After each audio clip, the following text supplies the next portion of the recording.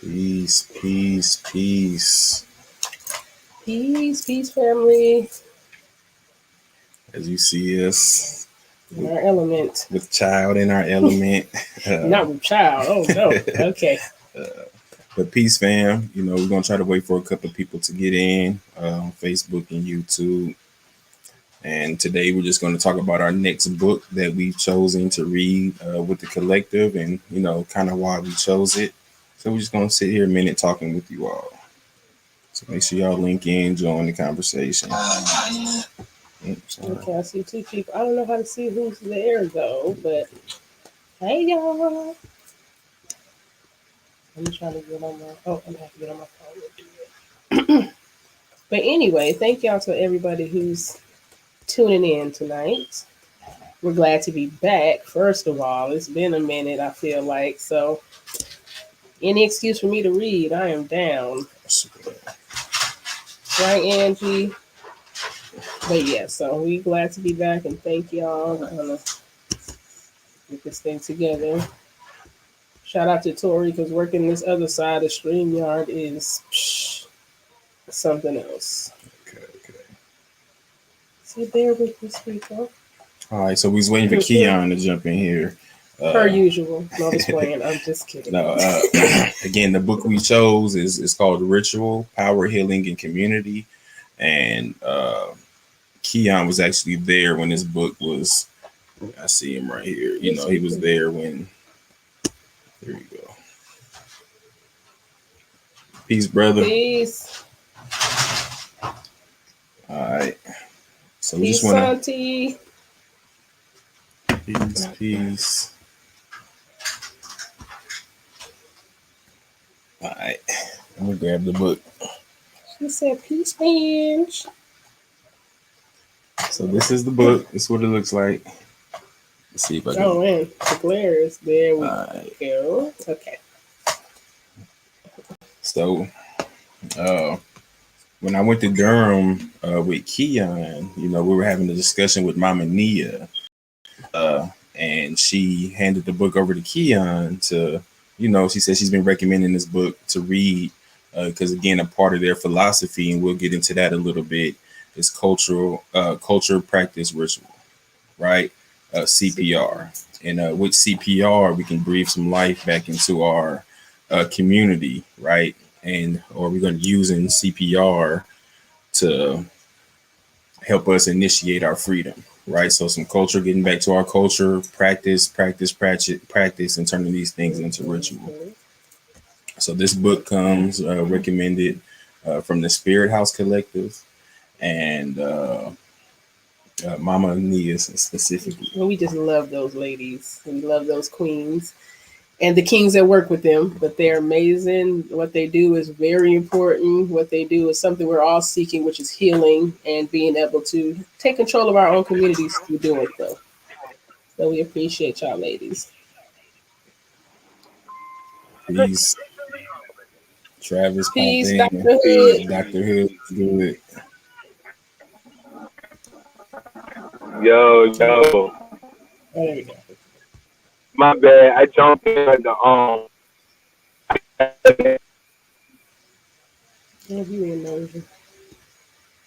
I think we have some technical difficulties there. So again, man, we're glad to be back. We took a little hiatus. I think I said it right. Hiatus, and we've been doing a Thursday session with the IBFA, and we just do a session. We just do a little bit of revolutionary education where we pick a topic and we just talk about it, and people on social media interact with us. Seems like it's turned into like a podcast type of thing, but me and Z been thriving with it, so we look out for that on Thursdays. Right. We're gonna try to make Tuesdays our meeting days for our study group and our, you know, book club, whatever you want to call it. Again, we just doing some collective education, some collective work to build together, you know, to build the knowledge together and to practice some of these things that we learn together. And again, if you know us, you know that a MAD activist stands for, or MAD in the MAD liberation, or MAD activist stands for making a difference. and that's what we do. So any knowledge that we get, any books that we read, we want to try to apply that knowledge to our community. That's why we carefully pick books. We don't just go pick a random book that's a hot topic, right? We try to pick books that we'll be able to apply to our community immediately. Ashe. Right. So, Sure. so we're just gonna get into it. Again, Spirit House is a collective of uh, sister-led leadership, woman-led leadership, black leadership, and they do a lot of work for the community as far as healing, as far as helping create harm-free zones and safe zones. What does that look like? And just boots on the ground doing stuff in the community. So I highly respect this collective. Yes, very much so. So I just want to read here off of their website of who they are. Spirit House is a multi-generational black woman-led cultural organizing tribe with a rich legacy of using art, culture, and media to support the empowerment and transformation of communities mostly impacted by racism, poverty, gender, inequity, criminalization, and incarceration. Since 1999, we have worked from our home base, Durham, North Carolina, to uncover and uproot systematic barriers that prevent our communities from gaining the resources, leverage, and capacity for long-term self-sufficiency. We are black cash. We are black, cash poor, disabled, queer, formerly incarcerated, grassroots organizers, artists, alchemists, strategists, healers, ritualists, and ritualists. We are multi-generation. We are multi-generational, valuing the genius of Black youth and the lived experience and wisdom of our elders.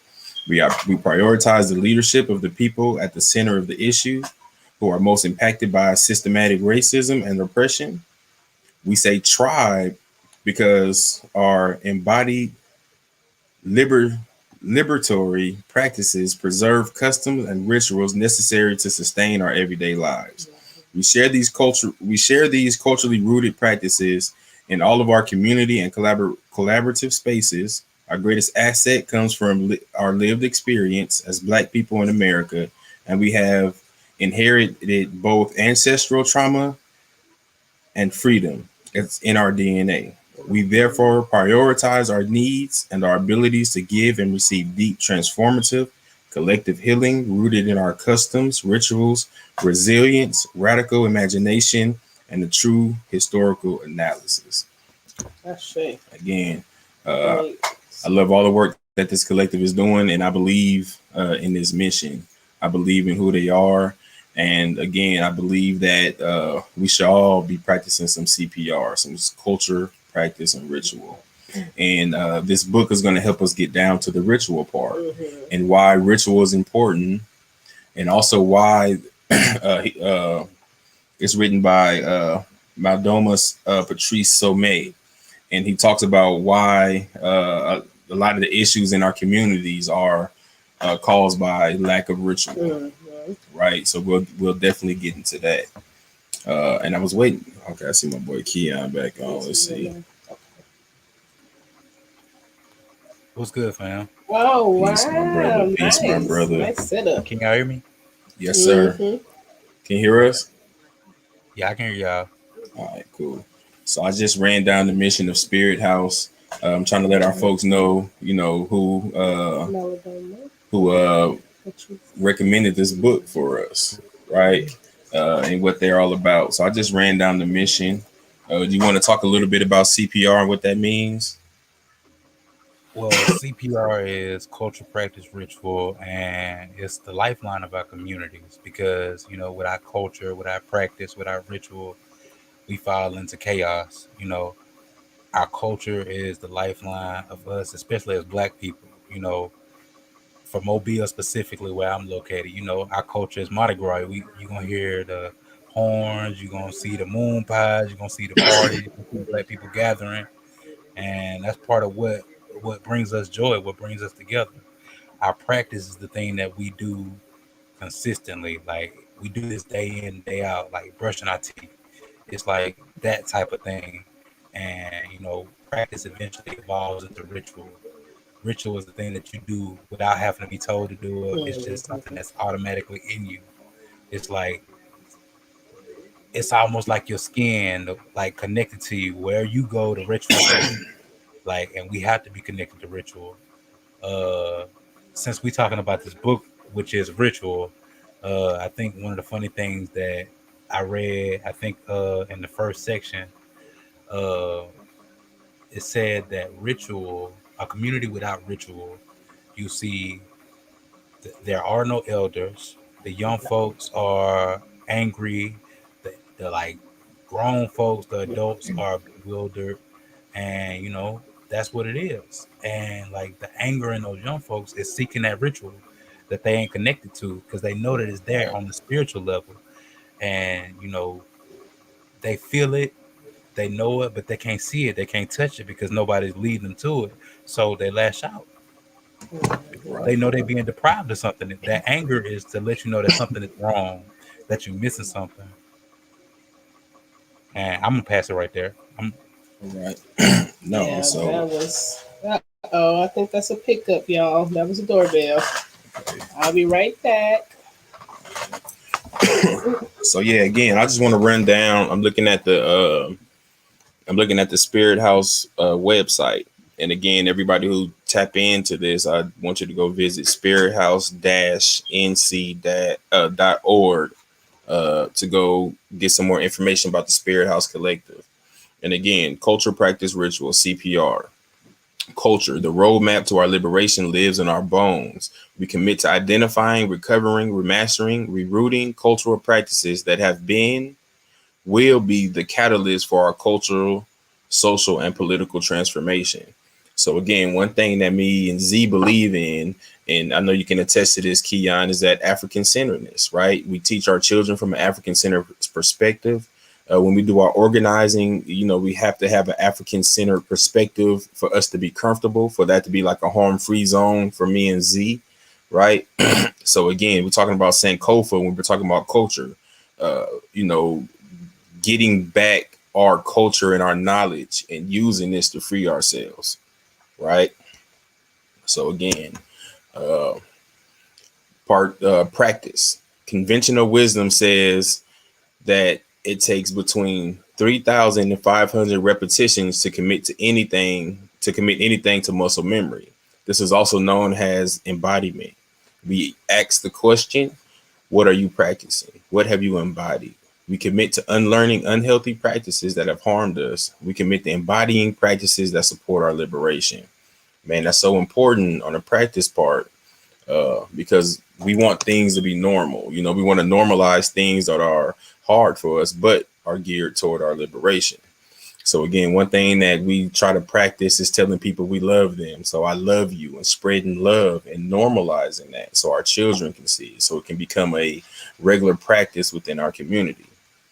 Fighting for freedom should be a regular practice within our community. That should be passed down, to, hopefully we get our freedom, but it should just be a regular practice to fight for justice, to fight for balance within our community, period.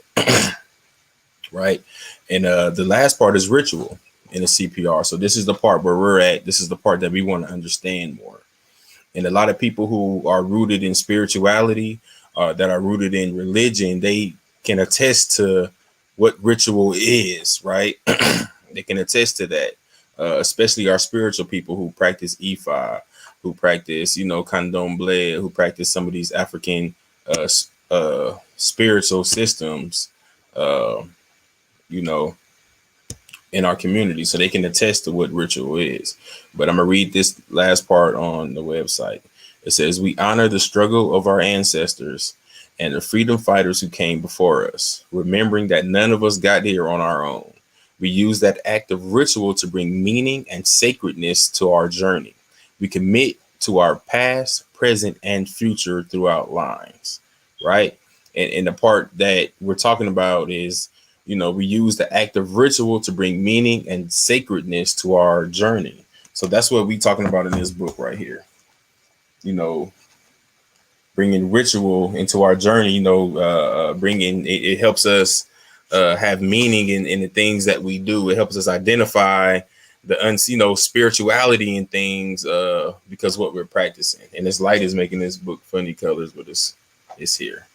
Keon, you want to jump in there? You want to, you know, again, what's the importance of a ritual as it relates to power, healing, and community? You know, and why? How do you think we're gonna be able to apply this book to our everyday, being, our learning, our everyday steps as far as ritual?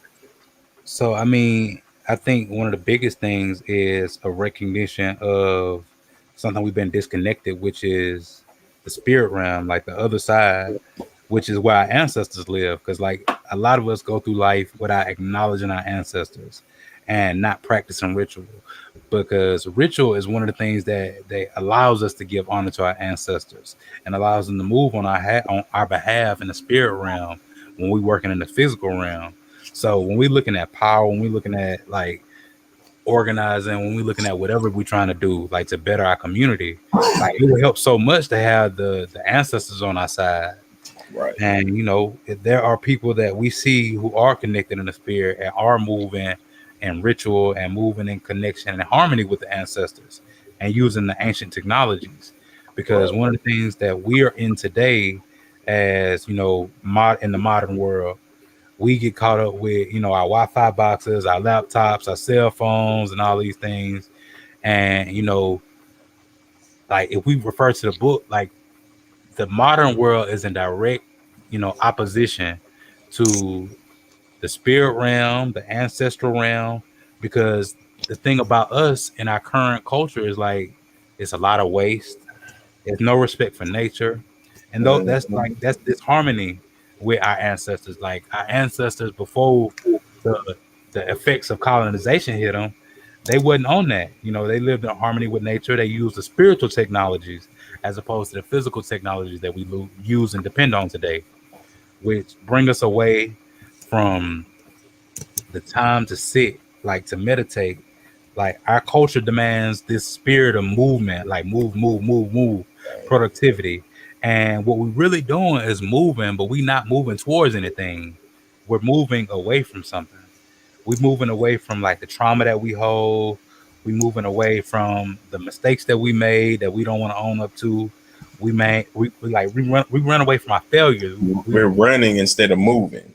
Yeah, like Yeah. it's nothing that we're gonna gain from moving at the pace that we're moving. When traditional indigenous African culture speaks to us, moving at the speed that we need to, because time isn't a concept in the Dagra culture. Yeah. Like it's not a thing. It's no word for it because like we have all the time that we need. It's a simulation that we are on somebody else's clock to make somebody else $1. That's what time is, like in our reality, because the sun gonna rise and the sun gonna fall. Like we know that. That's given. That's the only thing that we can really determine time by, or the seasons. You can determine on that.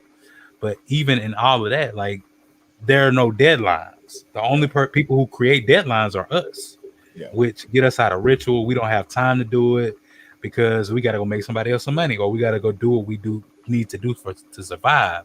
Right. But when we put our efforts with like a trust in our ancestors and a trust in the spirit realm, that like the spirit realm is going to work on our behalf to make sure that we continue on, because we are the continuation of them.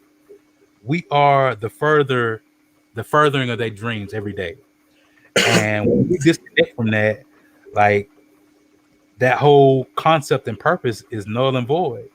Because if we not remembering our ancestors, remember where we came from, the things that they taught us, and honoring them with ritual, like we're caught up to our own devices. We believe that we're the center of the universe when we actually know that we aren't.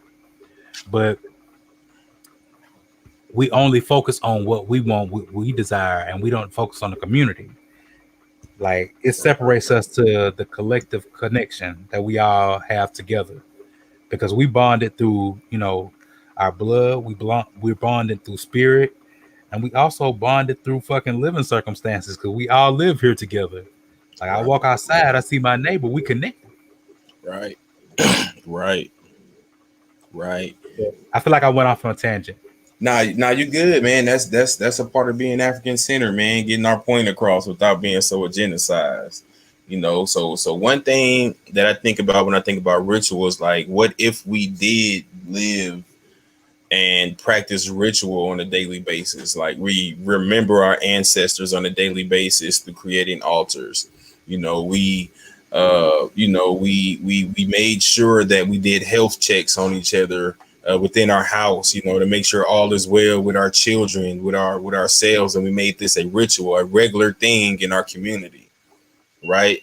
What if we did practice rituals specifically for our liberation, and we mastered these things, and we practiced, and we always were able to remember who we are, what we are, our mission, our goal, these things through ritual. Mm-hmm. And again, like I say, the biggest aspect is, like, the honoring of our ancestors, the honoring of those who came before us. How do we honor them?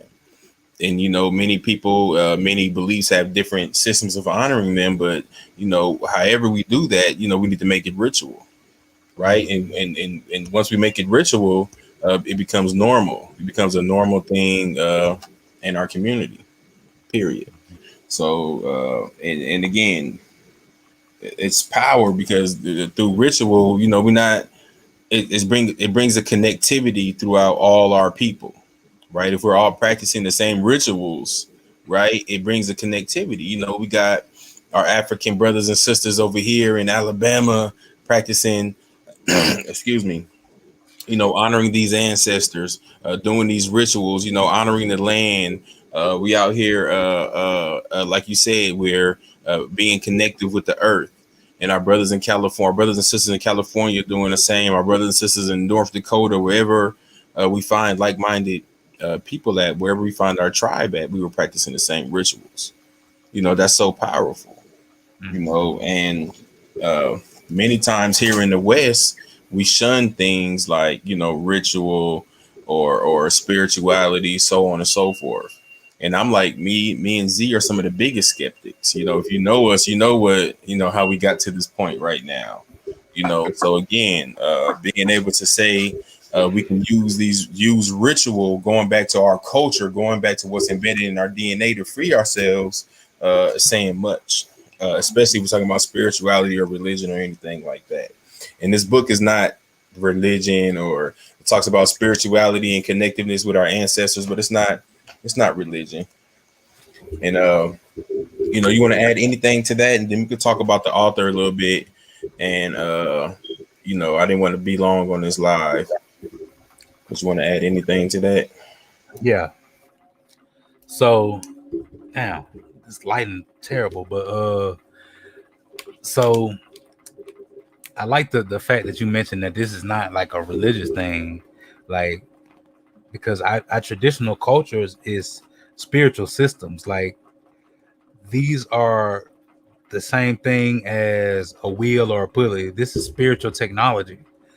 Like, I think I also like the idea that our communities are connected through ritual, because that's one of the things that, like, if we look around, we miss a lot of the times. Like, the kids don't have no rituals. They don't have nothing to look forward to that they're going to bear the responsibility of. Like, I don't have to hold this for community, because if we understand, like, every member of the community has a ritual that's important for them to hold specifically. And, that's what we need. Like, without responsibility, what are you going to do?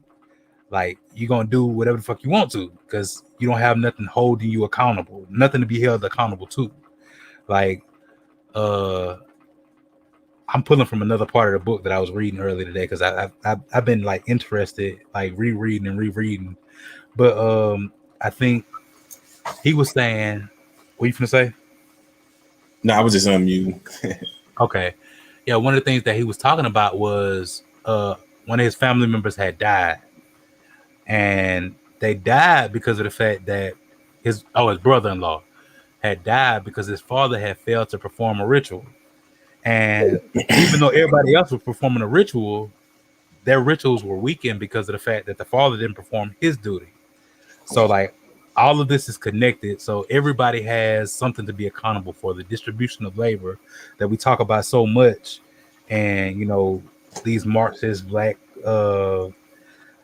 non-capitalist spaces. We talk about distributing labor and equity among the work in our community, that type of shit.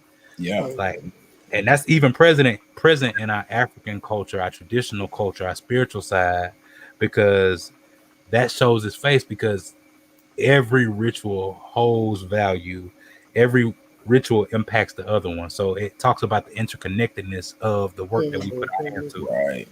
Right. Everybody has a responsibility, and that's what we hope to get from this book, as far as putting our knowledge to action. Is how do we implement some of these rituals that can help lead us to our freedom, or at least some peace. And some of the things that we talk about are like elder councils, right? Instituting elder council, that's a part of our culture, and that's something that we need to practice and make it a ritual, that we are able to go to our elders for counsel, able to go to our elders for therapy, able to go to our elders for medicines, things like that. So when we're talking about implementing rituals and things back in our communities, that's what we talk about. So the last part of this is I just want to talk a little bit about the author. You want to talk a little bit about Malidoma Some, which is the author of many books. I know, Keon, I know you purchased the book before. I didn't know it was by the same person, but I got that book from Bricks. I didn't purchase it. Yeah. What's so crazy is, if you remember the feeling we got on Bricks. Yeah. And they just decided to give these books away. And I don't know. They had all these books on the table, like books on books on books on books. Like people walking 5 and 6 and 7 and 8 books, all these different revolutionary books. And I kept walking by this book. It was like the healing magic of Africa. I kept walking by this book. And I was like, I ain't gonna get that book. I want to get something that's gonna speak to like this Marxist stuff we've been reading. Black Marxists. That's what I want to find. Kept walking by. All of a sudden, I just couldn't resist no more. The book almost jumped off the table in my hand. I just couldn't. But like, it was gifted to me by Bricks. So want to give them that shout out, because Bricks is a dope space for Black folks. Former slave plantation turned into a meeting space for organizers. Got to throw them that shout out. Shout out to Ellie and Nikki Brown for that. Go ahead, Bo. My bad. I remember. I remember that day. I was there. So that's why I was laughing. Yeah. So again, I might have been one of those people with 8 books walking around like. But for real though. But again, I did remember that I think it's called The Healing Wisdom of Africa, something like that. So I did remember when I seen this author, I'm like, dang, Keon, we do have that book in our circle, and we do have a community library, that's among us, Right? I can borrow that book. I'm just kidding. So anyway, we're gonna talk about the author a little bit. So you wanna? Yes, y'all are funny, by the way. Anywho, yes. The author, Malidoma Some. He is from the Dagara tribe, which is in West Africa and Burkina Faso. Okay. Shout out to Thomas Sankara. You can't talk about Burkina Faso without shouting out Thomas Sankara, period. So, yes. And I think they, after 34 years, I think they're only now starting his trial for his assassination. Yeah. It's been 30, almost 40 years. But anyway, that's a side. Y'all go check that out on the page. He just posted that. So yeah. But yes, the author. He's written, like you said, many books. I plan on reading the other ones as well, because I've read about 15 pages of this one, and I really like. This is one of my favorite books. Yeah. I probably say that a lot. No, I'm just kidding. But this is for real one of my favorite books, especially as far as on the African spirituality tip. Because just the way, and I'll just say he's a gatekeeper, like a gate holder, you know what I'm saying? That was initiated by his tribe, so he was chosen to do this work. Isn't this not something he woke up and said, I was going to do? And I'm even said he was chosen for this work when he was born, because he's grown up around ritual. I mean, it's always been embedded in him. And that's also one thing I like about his writing, is that I definitely, he make me feel like, you know what I'm saying? I didn't kind of step foot into the motherland, even though I haven't, but I felt like I have because of the way he describes it, and he describes community. He speaks in community. He rarely talks about himself in like the singular form. He puts it in with everybody. So that's one thing we know as Africans is us, is unity, is the circular, energy that's going. And it's also how important it is that he describes that to get involved in this type of work, this type of ritual healing work, one of the first things we have to do is get rid of the thought that if there's just enough time, I'll be able to figure everything out. It's like, nope, you ain't never going to be able to do that. So kind of get that out of your head already and kind of go with the flow of traffic while you're here. You feel me? So the ones behind you will be able to do their job and so on and so forth. So I thought that was very profound. And like you were talking about a community that is absent in ritual, like you said, the youth are violent, they're abusive, and then again, like you said, the adults are bewildered because the elders are gone. So we're really just running astray or going astray. And we definitely, we've been a part of that. We can see it happening, but we also know why. So that's why we're here. But I definitely appreciate the author and get into the point for real, like in the beginning of the book. Like he jumped right into it, how I ain't gonna give away too much. Let me stop because we haven't read the book yet. But really how something that in Western colonization, you dreaming about something or seeing something, and somebody else wakes up or looks and it doesn't see anything. You feel me? So I like the fact that when that happened, it was like, oh yeah, my dad got up, he seen the same thing that I seen, so I wasn't tripping. You feel me? So I love that, versus a figment of my imagination, and that's because his dad knew he wasn't right. But we'll get into that later. Yeah, but always appreciate our culture being given back to us by us. A lot of books that I've written or not written that I've read are not written by us for real, and they be talking about African spirituality and all of these same things, but it's not written by us. So that kind of disconnects us off the rip for real. No matter how good the substance is inside of it, it's like that's already a disconnect because I know you're not explaining it to me right, point blank. So I appreciate. I don't know. We chose this. No, did you and Keon kind of choose this book because y'all didn't? I don't know. But so the reason this book came again, Mama Nia put this book in Keon's hand, and I was kind of jealous. She only had one copy, but I thought it was interesting, so I went and we got our own copy of it, and when I was talking to Keon, I'm like, man, we got to get the study group going back. We got to get a book going, something. And I called him, and the first thing he said, was ritual. Let's do ritual, and it made me proud. Because we got Keon back, y'all. Woo. So yes. So we definitely got him back, and he's gonna be invested in this as much as we are. And so that's the biggest thing. But again, it comes highly recommended from Mama Nia, and she did say she's looking forward to our feedback. So we got some interest in this book as far as our social media. So hopefully we get a lot of people to join and read this book and let's talk about it together. And I haven't seen too many other groups or a lot of reviews on like YouTube about this book. So let's make Malidoma Patrice Some proud. Right. And also just real quick, Malidoma Patrice Some, his ex-wife, or you want to talk a little bit about her? Yes. Well, okay. So I don't know much about her, but I do know. So this is how. So okay. So we're gonna talk about how our Africanness is interconnected because this is a good story about it. A couple of months, I guess it was in August, I went to Georgia to a conference for Republic of New Africa. So our president, but one of the sisters there saw my aunt. We were outside talking, doing our ritual. We would get up every morning. She would do her yoga, and I would be doing my singing bowl and burning my incense and Palo Santo and all. We would get up every morning and do that on the back patio. And we were talking about relationships and why we think, it'll succeed or why it would fail. And she began to tell me how, in the motherland, the elders used to let you know if you were compatible with each other or not. And you just couldn't marry somebody because you loved them. You feel me? And you had to have some type of compatibility, and then you had to be resourceful to each other.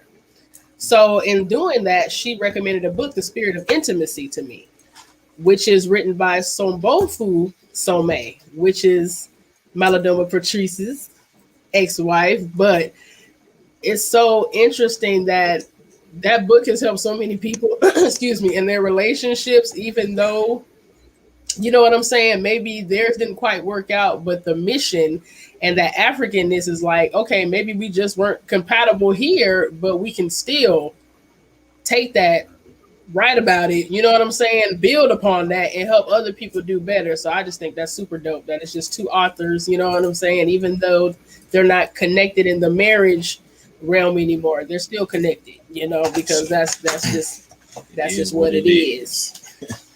All right. So again, we didn't want to keep everybody too long with this. So again, we will be doing different parts. This is just part one. So if you came across this video on YouTube and you're not a part of our study group, you can join the study group on Facebook, M.A.D Liberation Education. Make sure you put the dots in between there. You'll find it a little bit faster. Yes, M.A.D is an acronym. Or you can just go to our page and find it. We'll post that in the links. And you make sure everybody who is on this, y'all, this is go to YouTube, like, share, subscribe, do it from all y'all pages too. I know all of us be having like a whole bunch of different, right? We got 10 emails, right? I be looking people. I got 5 Gmails. Somebody say like my stuff, I go to all my Gmails and like all. Right. Y'all know y'all have been to Facebook jail. Y'all got about 3-4 pages. So y'all make sure y'all like.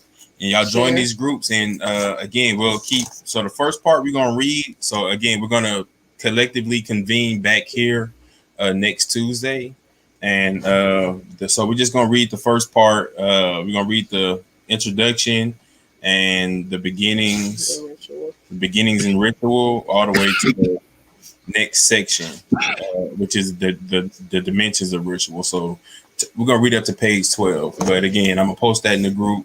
And we're going to convene here and talk about it, post some questions and some stuff in the group to get some discussion going. And if y'all want to link in between time, man, hit us up and let's do this. Right. And don't forget Keon's back. I mean, what other reason for you to like, share, and subscribe than that? Thank you for being here, bro. This book is what you need. Yes, most definitely. Most definitely. We know you be on meetings upon meetings upon meetings like us. I promise you. Well, it gets tiresome, but I'm always glad to be back in with my fam. This is where it started at. Right. I was about to say, you can't run from your family. We know where you at. Well, y'all pull up anytime y'all want. Last time y'all pulled up, y'all just was like, right. I was like, bro, we outside. What? So again, this book is about $15 on Amazon. Yes. If you can't afford it, man, we'll look out for you and send you a link. Or if you just need the link to this book in between ordering it, hit us up, put your email, and we'll hook y'all up. Right. Again, if y'all need some help, just let us know, because I send you one off the Amazon wish list. There you go. He said he got 5 books for 5 people. Well, I can't do about 5. That's what I got for y'all. Okay. Say the first 5. Hey, we're gonna hold you accountable to be a part of this group. So again, I hope y'all see this video and y'all get y'all 5, man. That's awesome. And I got you. I got 2 of them, Keon. You ain't got to hold that. So you doing the most. You doing 3. You're doing 3. He the one that plugged you. But really, listen, y'all. So really, if you just financially strapped, those are the people we do want to give the books to for real. If you can afford the book, buy the book, y'all, or donate to somebody else getting one. That would be great. Awesome. So we love y'all. Thank you for joining this session right here. Yes. And you want to take us out with a song? No, but I do want to take us out with check-ins because we didn't do that. So I just want to say that today is Tuesday. Yesterday was Indigenous Peoples Day. We still had school, of course, because you know how we roll, 365 days a year. But school's been going good. The weather is easing up because it was raining all last week, like literally all last week it was raining. But you in Mobile, so you don't feel sorry for us, I know. But it's been a good week, and I'm just glad to be back on Mad Lib for real. I miss this, so I'm glad to be having another book to be reading and convening with y'all. So, Ashe, thank you. All right. So I guess I'll check in. Again, my week's been going well. Like I say, we stayed busy, man. We've been away from, COVID is through a loop in our homeschool stuff. So we are able now to get back into, our leaving the house homeschool effort. So today was our first day back in the library. And this is one of the libraries they're talking about closing and defunding in Birmingham. So we intentionally, Baba, Umrani told us about it. So we like, yeah, this is the library we're going to show up to. And we're going to continue to show up every day with our children, just in hopes that they don't close this space, and to let everybody know in the community that these spaces are needed, right? Spaces like libraries. So, that's what we've been doing, and just trying to organize all the things that we're doing collectively, together with me and Z, just trying to organize everything, but everything is cool. And I just want to throw in shout out to Baba Walter Umrani, who we all met together in Mobile, and he was trying to invest in Black then, and he's still investing in Black now, and we definitely are glad to have him as an elder in our village. We're glad to have him in Birmingham, so just want to shout him out. Thank you. I say which library? The library, West End Library. Not 5 Points West, but just West End Library. West End Library on Tuscaloosa Avenue. Let me see if I can. All right, Keon, you want to check in? Yes, I check in. The Santi, while we see you, she said she need a book. Santi, okay, we got a book, sis. Get you one. But yeah, so check in about my week. Man, it's been kind of rough, I've been dealing with like a lupus flare up, but we had a community event Saturday, a gaming night for the youth. We had about 30-40 people. I was happy to see so many Black people out there just having a good time. And things just been moving, man. We've been grinding. Finally started a nonprofit locally, Black Empowerment Team, which is of course in connection with Mad Liberation. This is where we're going to get our political ed. And we got some things in the works. We got some Black economics we looking at trying to invest in and trying to get some grants for. So be on the lookout. But I think also, yeah, we just out here with the people and growing and fighting the same fights. We trying to get some of this American Rescue Plan money because we've been deprived too long. This Black Mobile is in need of so much stuff, and somebody got to fight for it. But yeah, I think that's it. I'll say, and we appreciate that to drop. I got I'm going to drop a video pretty soon for my last Harm-Free Zone session, which was locally Mobile and Carolina, and we also have them bi-weekly every other Wednesday. Can y'all still hear us, Asante? While you still hear us? Let me say her whole name. Just kidding. Hold on. Can you hear us? Can you hear us, Keon? I can hear y'all. Okay. We was breaking up a little bit. Yeah, y'all froze for a second. I was just saying we got a Harm-Free Zone that we're going to drop an episode of like a recorded workshop or whatever you want to call it. Yeah. That we drop in, that I'm probably going to drop in a group tonight. But we do those every other Wednesday. So be looking out for the invites. If y'all can join, feel free. We would love to have you. It's a space where it's an open space, it's a safe space, and it's a space where we healing. So if it's nothing else, I'm good. I see you got that pastor hand on your chest. That compassionate hand. So again, everybody, we just wanted to hop on here and talk. We just wanted to hop on here and talk a little bit about the book. Yes, the ritual. So again, we'll be posting what section to read for this week, and we'll see everybody Tuesday, right, at 6 p.m. Unless Central everybody Time. collectively wants to change that time, we can change it. But we'll see all y'all Tuesday. Okay. Peace and power, y'all. Love Peace, you. peace. Peace. Hold on. Mhm.